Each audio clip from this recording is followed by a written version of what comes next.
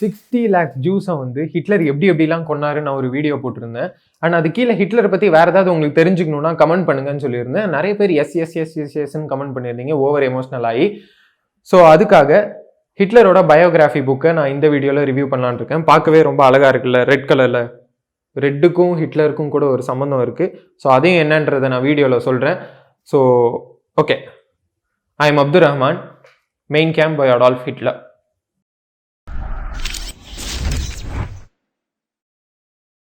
So red கலருன்றது ஹிட்லரோட political ஃப்ளாக்லேயும் இருக்கும், பொலிட்டிக்கல் சிம்பிள்லையும் இருக்கும். அண்ட் ஹிட்லர்னாலே நிறைய இடத்துல ரெட்டு தான். ஸோ எதுக்கு ரெட்டு அப்படின்னா, அவர் 2 ரீசனுக்காக ரெட்டு வச்சார். ஒன்று வந்து ரெட் கலர் வந்து எல்லாரையும் அட்ராக்ட் பண்ணுதுன்றதுக்காக. 2வது ரீசன் வந்து ஆப்போனன்ஸ் இந்த ரெட் கலரை பார்த்தா இரிட்டேட் ஆவாங்க அப்படின்னு சொல்லி ரெட் கலர் வச்சிருக்காரு. உலகத்திலே இரிட்டேட் ஆகணும் ரெட் கலர் வச்சது இவராக தான் இருப்பார் அப்படின்னு நினைக்கிறேன். ஸோ இந்த புக் வந்து ஒரு ஆட்டோபயோகிராஃபி அப்படின்னு கேட்டிங்கன்னா, இது ஒரு ஆட்டோபயோகிராஃபி அப்படின்னு சொல்கிறத விட ஆட்டோபயோகிராஃபிக்கல் மேனிஃபெஸ்டோ அப்படின்னு தான் சொல்லணும். ஏன் அப்படின்னா, இந்த புக்கில் வந்து அவரோட லைஃப் பற்றிலாம் இல்லை, அவர் என்னென்ன யோசிச்சார், அவர் பொலிட்டிக்கல் ஐடியாஸ் என்ன, அவர் இந்த மக்களை பற்றி என்ன நினச்சாரு, ஜூஸை பற்றி என்ன நினச்சாருன்றது தான் இந்த புக்கு. ஸோ ஹிட்லரோட வாழ்க்கை வரலாறு நீங்கள் படிக்கணும் அப்படின்னு நினச்சிங்கன்னா இந்த புக்கை படிக்காதீங்க. அப்படி என்ன தான் இந்த புக்கில் இவர் சொல்கிறாரு அப்படின்னு கேட்டிங்கன்னா, ஆன்டிசெமிட்டிசம், ரேசிசம், ஜெர்மன் நேஷ்னலிசம், இதை பற்றிலாம் பேசுகிறாரு. இந்த ஆன்டிசெமிட்டிசம்னா என்ன அப்படின்னா, ஜூஸை பாரபட்சம் பார்க்காம வெறுத்திருக்காரு இவர். ஏன் வெறுத்தாரு அப்படின்றதுக்கு இவர் 1008 ரீசன் சொல்கிறாரு. இந்த புக்கு ஃபுல்லாகவே ரீசன் சொல்கிறாரு. உங்களுக்கு அந்த ரீசன்ஸ் பர்டிகுலராக ஓவராலாக என்னென்ன அப்படின்றது தெரியணும்னா பேஜ் நம்பர் 277, 278, 279 போய் பாருங்கள். அண்ட் 422 அண்ட் 423லையும் இந்த பேஜஸ்லாம் படிச்சிங்கன்னா உங்களுக்கு ஓவரால் ஒரு வியூ கிடைக்கும். என்னென்னலாம் சொல்கிறாரு அப்படின்னா, வேர்ல்டு வார் 1ல் ஜெர்மனி தோத்ததுக்கு ஜூஸ் தான் காரணம் அப்படின்னு சொல்கிறாரு, யூதர்கள் தான் காரணம் அப்படின்னு சொல்கிறாரு. நம்ம ஊருக்குள்ளே ஜஸ்ட் வியாபாரிகளாக வந்த இவங்க காலப்போக்கில் வந்து இவங்க பிஸ்னஸை வந்து ரொம்ப நல்லா பெருக்கிக்கிட்டு மிடில்மேன் லெவலுக்கு வந்தாங்க. அதுக்கப்புறம் பிஸ்னஸ்னாலே வந்து யூதர்கள் தான் அப்படின்ற மாதிரி ஆயிடுச்சு எங்கள் ஊரில். ஸோ அதுக்கப்புறம் இவங்க பயங்கர இன்ட்ரெஸ்ட், அதாவது வட்டி விட்டு தள்ளினாங்க. ஸோ இதனால் அவங்க பணக்காரனாகிட்டே போனாங்க, நாங்கள் எங்கள் ஊரில் ஏழை ஆகிட்டே போனோம். இந்த மாதிரி வேரியஸ் ரீசன்ஸ் வைக்கிறாரு. அது மட்டும் இல்லாமல் அந்த பணத்தை வச்சு இவங்க கவர்மெண்ட்டுக்கு லஞ்சம் கொடுக்குறதா இருக்கட்டும், கோர்ட்டு, மீடியா, ப்ரெஸ்ஸுன்னு எல்லாத்தையும் அவங்க கைக்குள்ளே போட்டுக்கிட்டு ஆடினாங்க. ஆனால் அது யாருக்குமே தெரியல, சைலண்ட்டாக இருந்தாங்க. மாஸ்டர் ஆஃப் லைஸ் அப்படின்னு இந்த புக்கில் சொல்கிறாரு. அதாவது பொய்களுக்கு எல்லாம் தலைவர்கள் அவர்கள் தான் அப்படின்னு சொல்கிறாங்க. ஸோ எந்த லெவலுக்கு அவங்கள ரொம்ப வெறுத்திருக்காரு அப்படின்னா, சில இடத்துல யூதர்கள்னு சொல்லாமல் பேரசைட்ஸ் அப்படின்னு சொல்கிறாங்க. பேரசைட்னா ஒரு வைரஸ் மாதிரி நமக்குள்ளே இருந்தே நம்மளை அழிச்சிரும். ஸோ அந்த மாதிரி பேர்லாம் கொடுக்குறாங்க. ஸோ அது மட்டும் இல்லாமல் நம்ம இனம் வேறு, அதாவது மனிதர்கள் எல்லாம் ஒன்று தான் அப்படின்றது இன்றைக்கி இருக்க யங்கர் ஜென்ரேஷன் ரொம்பவே நம்புகிற ஒரு விஷயம். ஆனால் இவர் ஜெர்மன் வந்து சுப்பீரியரு, ஜூஸ் வந்து இன்ஃபீரியர் அப்படின்னு சொல்கிறாரு. அதாவது அவங்க இவங்களோட பெரிய ஆளுங்க அப்படின்னு சொல்கிறாரு.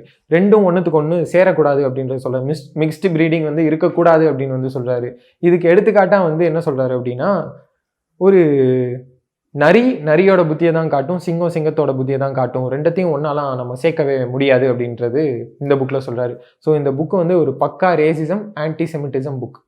மனசில் இவ்வளோ வஞ்சம் இருந்தாலும் இவர் மனசுலையும் ஈரம் இருக்குது அப்படின்ற மாதிரி மனசு இங்கே இருக்குது. ஓகே, இவர் மனசுலையும் ஈரம் இருக்குது அப்படின்ற மாதிரி சில இன்சிடென்ட்ஸ் இந்த புக்கில் நடந்திருக்கு. என்னென்னா, அவர் அப்பா வந்து ரொம்ப ஸ்ட்ரிக்ட், ஓகேவா. அவர் வந்து இவரை வந்து சிவில் சர்வெண்ட் ஆகணும்னு ஆசைப்பட்டார். ஆனால் இவருக்கு பெயிண்டர் ஆகணுன்றது ஆசை. அதனால வீட்டில் நிறையா சண்டை, ஸ்கூலில் விட்டு ட்ராப் அவுட்லாம் இருக்காரு. ஆனால் 13 வயசுல இவரோட அப்பா இறந்து போயிட்டாங்க.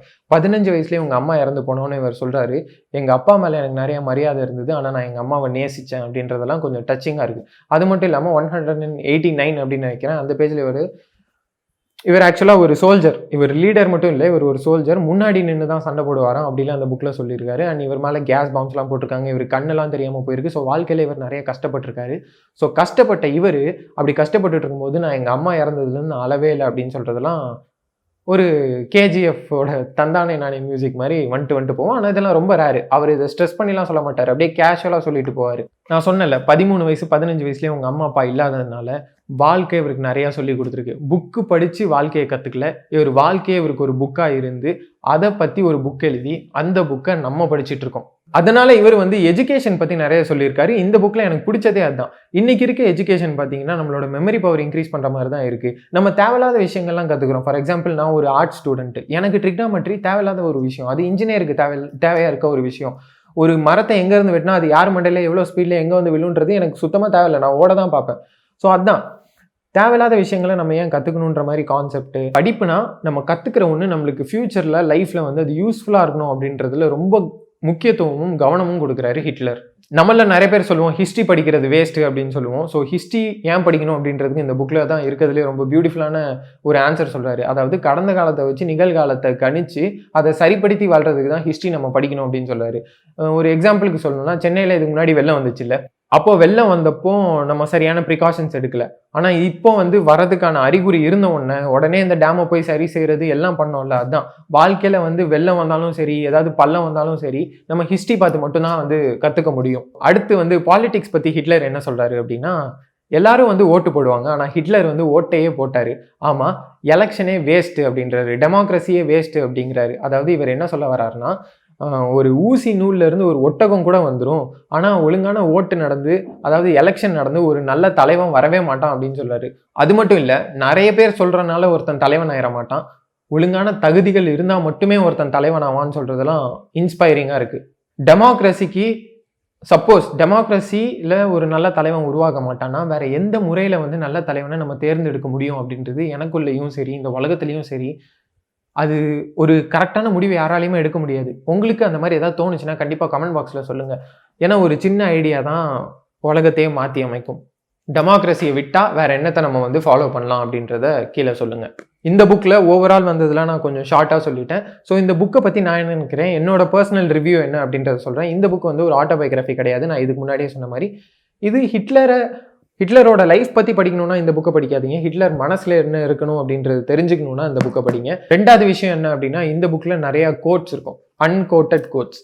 அதாவது அது கோட்ஸ் மாதிரி அவர் இப்படி கொட்டேஷன்லாம் போட மாட்டார், ஆனால் அது ஃப்ளோவில் படிக்கும்போது நல்ல ஒரு கோட்ஸ் உங்களால் பார்க்க முடியும். இந்த புக்கோட பாசிட்டிவும் நெகட்டிவும் ஒரே பாயிண்ட் தான். இவர் ஒரு ஐடியாவை எடுத்து முன் வைக்கிறாரு, அந்த ஐடியா சரிதான் அப்படின்ற லெவலுக்கு நம்மளையே கன்வின்ஸ் பண்ணிடுவாரு இந்த புக்கு முடிகிறதுக்குள்ள. அதுதான் இந்த புக்கோட பாசிட்டிவ். சப்போஸ் அது நல்ல ஐடியாவாக இருந்தால் அது நம்மளுக்கு பாசிட்டிவ் எஃபெக்ட் கொடுக்கும், கெட்ட ஐடியாவாக இருந்தால் அது ஒரு தவறான முடிவுகளை நம்மளை எடுக்க வைக்கும். அப்போ அந்த புக்கை நம்ம எப்படி தான் படிக்கணும் அப்படின்னா, நம்ம அதுக்கு ஹிட்லர் வழியிலே போவோம். பேஜ் நம்பர் 219 அவர் நியூஸ் பேப்பர்ஸ் எப்படி படிக்கணும்னு சொல்லி கொடுக்குறாரு. நியூஸ் பேப்பர் படிக்கிறதுல 3 விதமான மக்கள் இருக்காங்களாம். ஃபஸ்ட்டு எது எழுதினாலும் நம்பிடுவாங்களாம். ரெண்டாவது என்ன எவன் எழுதினாலும் நம்பவே மாட்டாங்களாம். மூணாவது டைப் தான் அவங்க எழுதுறத ஒழுங்காக படித்து ஆராய்ஞ்சு எதை நம்பணுமோ அதை நம்பிட்டு மிச்சத்தை நம்பாமல் விட்டுறது. ஸோ நம்ம இந்த மூணாவது டைப்பாக இருப்போம். இந்த புக்கை படித்து எதை எடுத்துக்கணுமோ அதை எடுத்துக்குவோம், எது எடுத்துக்க வேணான்றதை எடுத்துக்க வேணாம். எல்லா மக்களும் ஒன்று தான் அப்படின்றத இவர் இல்லைன்னு சொல்கிறாரு. ஆனால் அதை மட்டும் நான் எடுத்துக்கல. எஜுகேஷன் பற்றி சொல்கிறத நான் எடுத்துக்கிட்டேன். ஸோ இந்த மாதிரி உங்களுக்கும் சில பாயிண்ட்ஸ் இருக்கும். எது நல்லது கெட்டதுன்னு என்னால் சொல்ல முடியாது, யாராலையுமே சொல்ல முடியாது. அண்ட் ஹிட்லர் இவ்வளோ வெறுத்த யூதர்களை எப்படிலாம் கொன்னாருன்றதை பற்றியும், ஹிட்லர்னால சயின்ஸ் எவ்வளோ டெவலப் ஆச்சுன்றதை பற்றியும் 2 வீடியோ போட்டிருக்கேன். நீங்கள் இந்த வீடியோ முடிச்சுட்டு வேணால் போய் பாருங்கள். தேங்க்ஸ் ஃபார் வாட்சிங்.